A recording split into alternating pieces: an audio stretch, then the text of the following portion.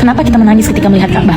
Karena ketika seseorang menatap Ka'bah dengan imannya, disitulah rahmat Allah diturunkan.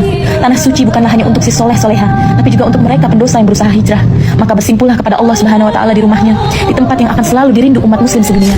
Kita berangkat umroh, lalu kemudian kita mengcapture momen, entah itu video atau entah itu foto, sebarkan di sosial media, baik itu TikTok, YouTube, Facebook, Instagram, atau dimanapun itu. Niatkan kita mengupload lillahi ta'ala karena Allah Subhanahu Wa Taala. Kalau suatu ketika postingan kita itu membuat inspirasi atau menjadi inspirasi bagi pihak lain yang melihatnya, lalu kemudian ada orang itu sampai berumroh, bergerak hatinya untuk berangkat ke Baitullah, sampai bahkan beliau menunaikan ibadah haji, puncak dari rukun Islam yang kelima, ketahui baik-baik Nabi pernah bersabda, man dalla 'alal khair kafa'ilih. Sesiapa yang dia menunjukkan satu kebaikan pada orang lain, maka dia sama dalam pahala seperti orang yang pernah dia tunjukkan tersebut. Setiap kali nanti ada mereka yang berangkat umroh, kita ikut mendapatkan pahala. Kalau nanti ada yang berangkat haji, kita ikut panen pahala. Bahkan ketika beliau sholat, 100.000 pahala sholat beliau di Masjidil Haram, kita ikut panen pahalanya. Maka posting, niatkan semua karena Allah, niatkan syiar. Semoga Allah Subhanahu Wa Taala memudahkan kita semua dalam mensyiarkan segala kebaikan. Barakallahu fikum.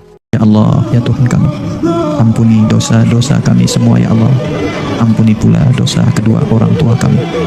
Jika ada di antara kami orang tuanya sudah meninggal dunia ya Allah, jadikan kuburnya taman surga.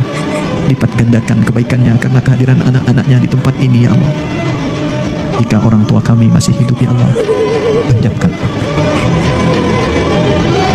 sehatkan badan, mudahkan urusan, lapangkan rezeki. Ampuni pula dosa putra-putri kami ya Allah. Jadikan dia putra-putri yang soleh dan soleha.